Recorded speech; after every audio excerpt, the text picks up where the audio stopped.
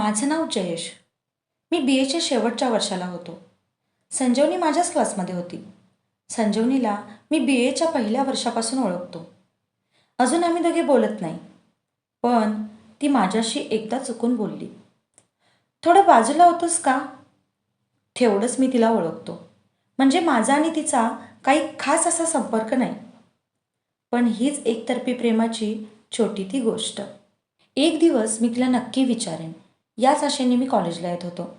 असं वाटत होतं कधीही कॉलेज संपतंय, चांगली नोकरी लागते आणि मी संजीवनीच्या आईबाबांना कधी भेटून लग्नाविषयी बोलणी करतोय. खरंच मी किती स्वप्नात जगतोय. कधी कधी स्वप्न तुटेल याची भीती पण वाटते, पण रिस्क घ्यावी लागते बॉस. जे होईल त्याला सामोरे जाण्याशिवाय पर्याय नसतो. दररोज संजीवनीला लपून पाहण्यात जी मज्जा असते ते सुख या जगात कुठेच नाही. तिचं दिसणं, तिचं वागणं, तिचं बोलणं, तिचं चालणं, प्रत्येक गोष्टीने मी अक्षरशः वेडा झालो होतो. तिला मिळवण्याआधीच तिला गमावण्याची जास्त भीती वाटत होती. ती या जगात वेगळीच होती, साधी होती. इतर मुलींसारखं ती मुलांशी बोलायची नाही. ती आणि तिचा अभ्यास. अभ्यासाच्या बाबतीत खूप गंभीर असायची. तिला अभ्यास खूप आवडायचा. कॉलेजची मुलं मुली लेक्चर बंक करून फिरायला जायच्या. या मॅडम सगळे लेक्चरला हजर. फ्री वेळ मिळाला की ती वाचनालयात पुस्तकात बुडलेली असायची. ती खूप साधी होती, पण तिच्या चेहऱ्यावर एक वेगळीच चमक होती. एकदम शांत स्वभाव, मॅरेज मटेरियल होती ती. तिला पाहिलं की मी एक निर्जीव पुतळा बनून जायचो. ती जाईल तिथे मी तिचा लपून पाठलाग करायचो. एक विचित्र आणि वेगळं प्रेम होतं माझं तिच्यावर. एक दिवस तिच्या बेंचजवळ एक रुमाल पडला होता. मी उचलला आणि दुसऱ्या दिवशी रुमालाच्या बहाण्याने तिच्याशी बोलायचा प्रयत्न करत होतो. पण ती एकच वाक्य बोलली, हा माझा रुमाल नाही. तिचं बोलणं मला कळलं नाही. मी परत काय विचारलं तर ती हसून निघून गेली. कदाचित तिला कळलं होतं की मी तिच्या प्रेमात पडलोय. का हा माझा गैरसमज होता? ती कॉलेजला नाही आली की मला कॉलेज नकोसं वाटायचं. कॉलेजला मी शिकायला कमी आणि संजीवनीला पाहायला जास्त यायचो. काही दिवस संजीवनी आली नाही. मी खूप अस्वस्थ झालो. माझी प्रेमाची कथा कुठेतरी थांबली असंच मला वाटलं. तेव्हापासून संजीवनी माझ्या आयुष्यातून गायब झाली. मी तिला खूप शोधलं. कॉलेजमधून तिच्या घरचा पत्ता घेतला आणि तिच्या घरी गेलो. ती एका बैठ्या चाळीत राहत होती. तिला वडील नव्हते. तिचा दरवाजा वाजवला आणि तो एका बाईने उघडला. इथे संजीवनी राहते का? बाई, इथे कोणी संजीवनी राहत नाही. मला खूप आश्चर्य वाटलं. कॉलेजला पण खोटा पत्ता कसा दिला असेल? मी खूप माहिती काढल्यानंतर मला कळलं की तिची बहीण आमच्याच कॉलेजला FYBAला आहे. मी तिला भेटलो. तू संजीवनीची छोटी बहीण कविता आहेस का? कविता, नाही, माझी कोणी बहीण नाही. असं काय होतंय मला काहीच कळत नाही. खूप वेळ गेला. मी अक्षरशः मरूनच गेलो होतो. संजीवनी कुठेच सापडली नाही. माझे सगळे प्रयत्न संपले. कॉलेज संपलं. नंतर मी MA केलं, पण संजीवनीला विसरू शकलो नाही. नंतर मी एका कॉलेजला शिक्षक म्हणून नोकरीला लागलो. आता नोकरीला लागून 2 वर्ष झाले होते. घरात माझ्या लग्नाच्या मागे लागले. दररोज मला मुलगी बघण्यासाठी घरातून भावनिकरित्या समजूत काढण्यात येऊ लागली. पहिली मुलगी मी पाहायला गेलो. खरंच माझी लग्न करायची इच्छाच नव्हती. सगळेच खुश होते, पण माझी इच्छा नव्हती. तरी मी मुलगी बघायला गेलो. मला आणि मुलीला बोलण्यासाठी टेरेसवर पाठवलं. मला काय बोलावं तेच समजत नव्हतं. ती काय बोलत होती त्याच्याकडे माझं लक्षही नव्हतं. तिचं एकच वाक्य मी ऐकलं, माझं दुसऱ्या मुलावर प्रेम आहे. तुम्ही मला रिजेक्ट करा. तिचं बोलणं चालू असतानाच माझी नजर रस्त्यावर गेली आणि मी संजीवनीला पाहिलं. मी बारकाईने पाहिलं तर ती संजीवनीच होती. मी घाईघाईत बाहेर पडलो. सर्वांची माफी मागितली आणि सर्वांना अर्जंट काम आले असं सांगून निघालो. मी धावत बाहेर आलो. संजीवनी रस्त्यावर नव्हती. मी पळत पळत सगळीकडे शोधलं, पण ती रस्त्यावरून गायब झाली होती. खरंच ती होती का, का तो माझा आभास होता? तेच कळत नव्हतं. घरातल्यांचे फोनवर फोन येत होते. मी आईचा फोन उचलला. आईने विचारलं, कुठे आहेस तू? मी, अगं आमच्या कॉलेजमधले सर वारले, मला तिथं जावं लागलं. बरं बरं, घरी आल्यावर बोलू. थापा मारण्यात मला ऑस्कर मिळायला पाहिजे.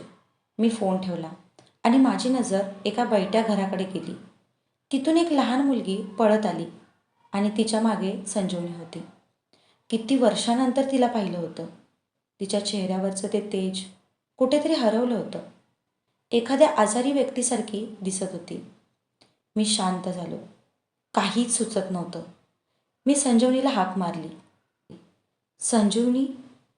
तिने माझ्याकडे पाहिलं आणि नंतर नजर वळवून ती त्या मुलीला घरात घेऊन गेली आणि दरवाजा लावला. मी तो दरवाजा ठोकला. तिने तो उघडला. मी विचारलं, अगं संजीवनी, मी जयेश. ओळखलं नाहीस का? नाही, मी नाही ओळखलं आणि मी संजीवनी नाही. काय? तू असं का बोलतेस? मी तुला चांगलं ओळखतो. तुझा चेहरा मी विसरू शकत नाही. 4 वर्षापूर्वी तू कॉलेजमधून गायब झाली होतीस. ते आत्ता भेटतेस.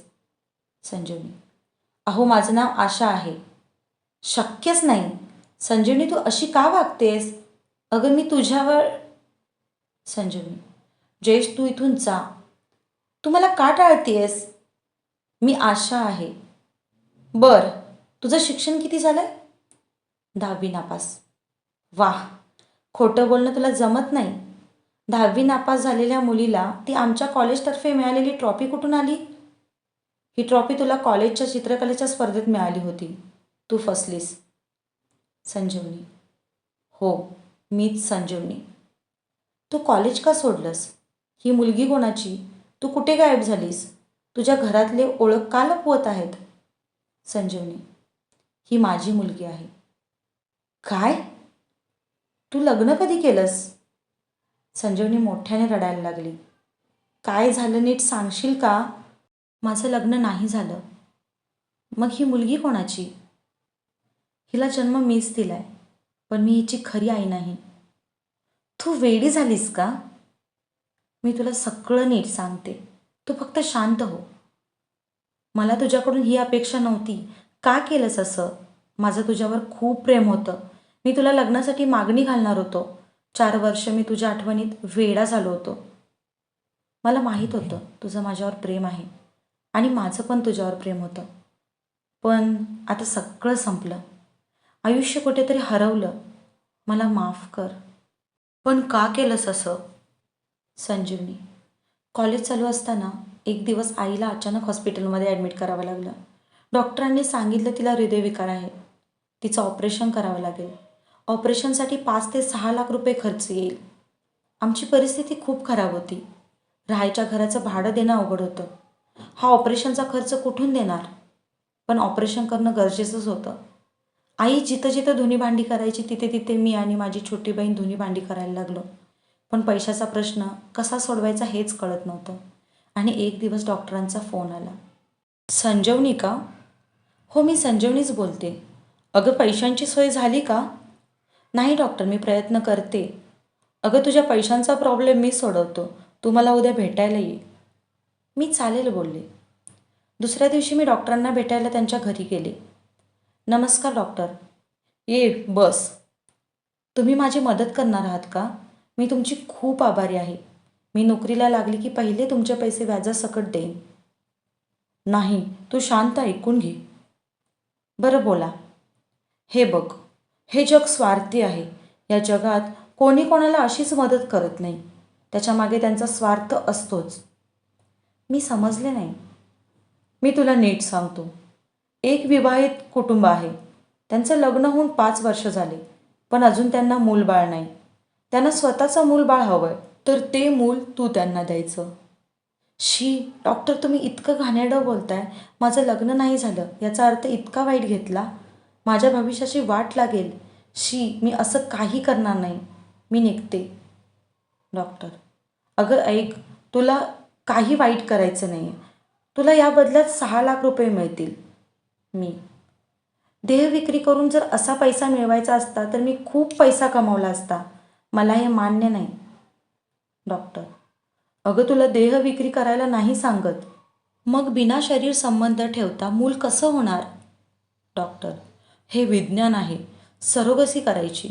सरोगसी म्हणजे स्त्रीचा गर्भाशय भाड्याने घेणे, स्त्रीचे स्त्रीबीज आणि पुरुषाचे शुक्राणू यांचे प्रयोगशाळेत किंवा आर्टिफिशियल इन्सेमिनेशनद्वारे फलन केले जाते आणि सरोगेट मातेच्या गर्भाशयात ठेवले जाते. त्यानंतर तो गर्भ 9 महिने वाढू दिला जातो.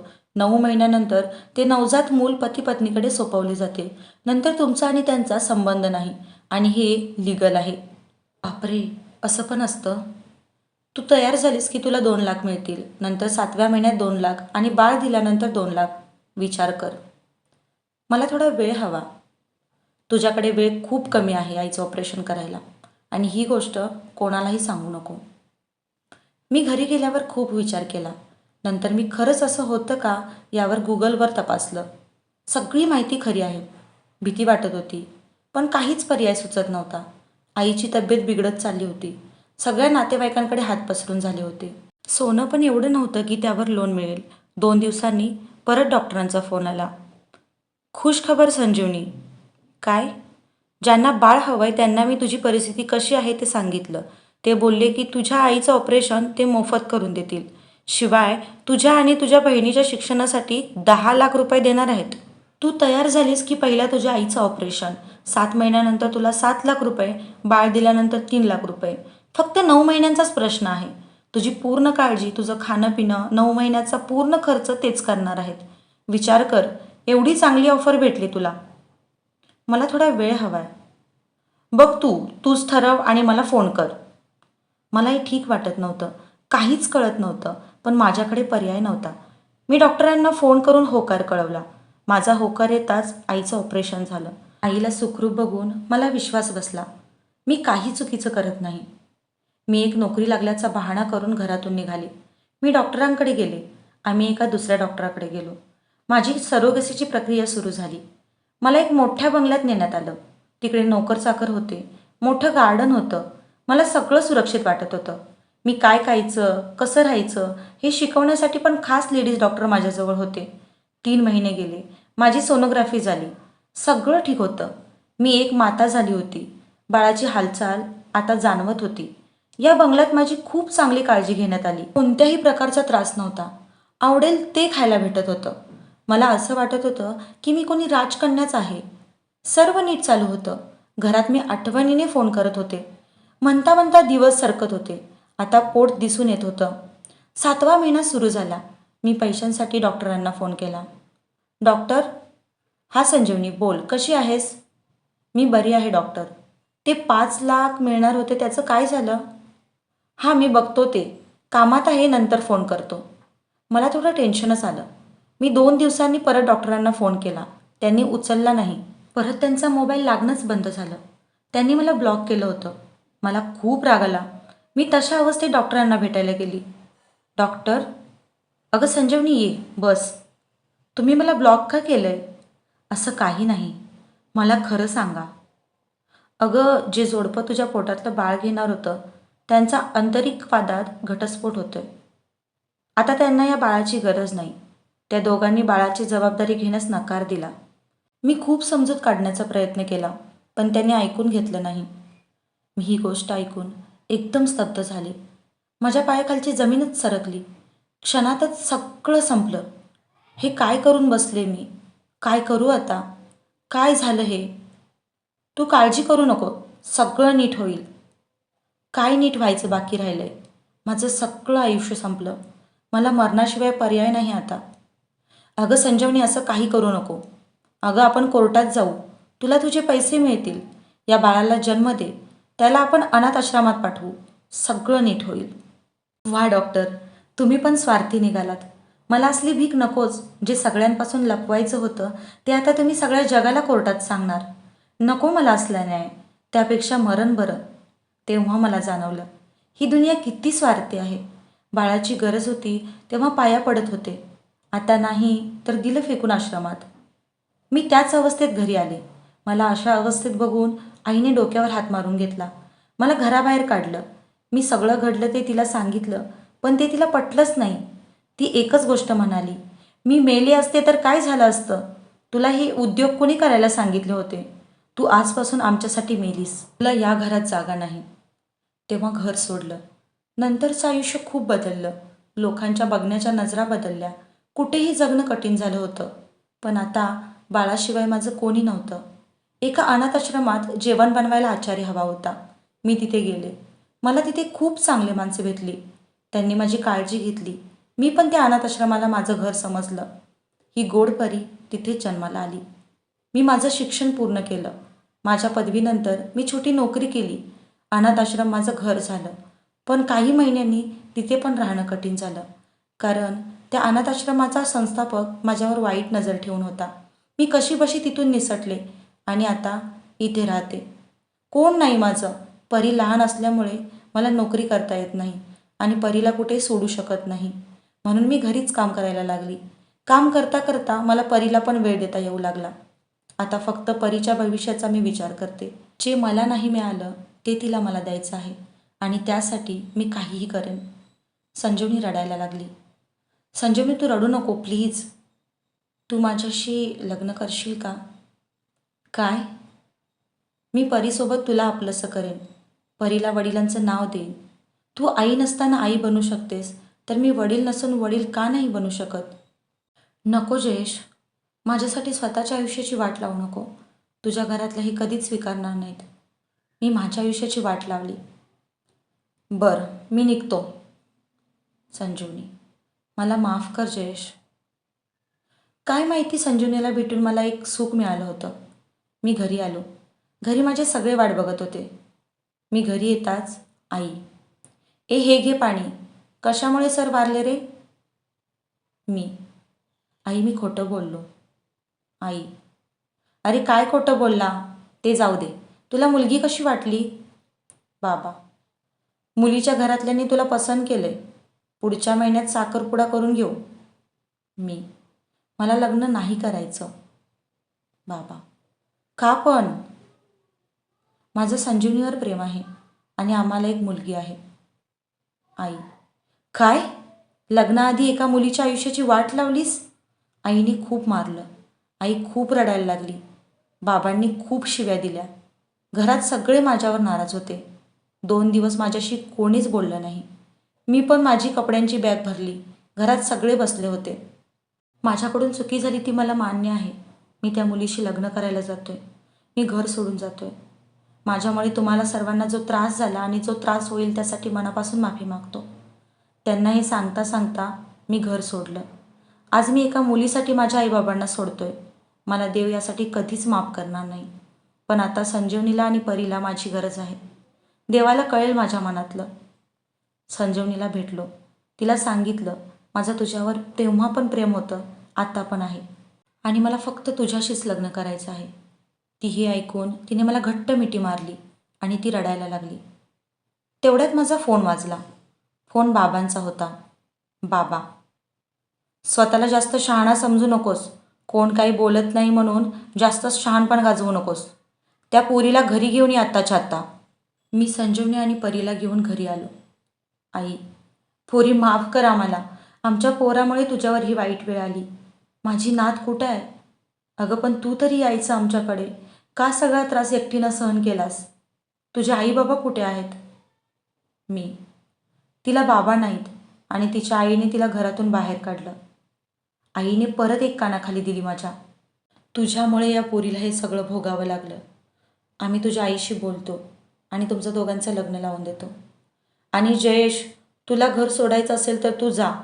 माझी सून आणि नात माझ्यासोबतच राहील. आई बाबा, मला माफ करा. आईने रडत घट्ट मिठी मारली. आमच्या लग्नाची तयारी सुरू झाली.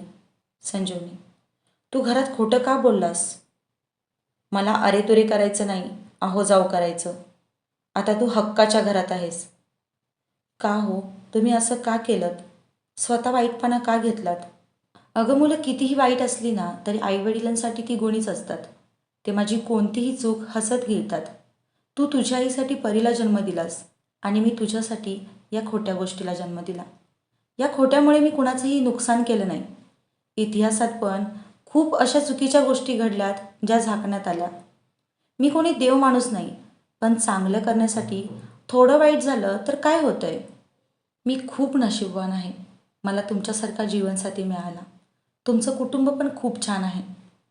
तुमचं नाही, आपलं.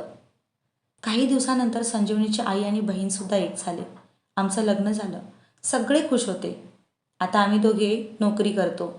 या जगातलं सगळ्यात मोठं सत्य हेच आहे की जे होत असतं ते आपल्या चांगल्यासाठीच होत असतं. काही वर्षांनी संजीवनीला डॉक्टरांचा परत फोन आला. संजीवनी, बोला डॉक्टर.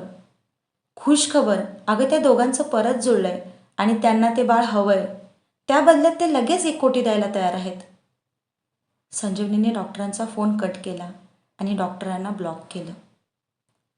तर ही होती आपली आजची कथा. आय होप ही कथा तुम्हाला आवडली असेल. जर ही कथा तुम्हाला आवडली असेल तर प्लीज कॉमेंटमध्ये सांगायला अजिबात विसरू नका आणि त्याचबरोबर अशा छान छान कविता ऐकण्यासाठी आपल्या चॅनलला सबस्क्राईब करा.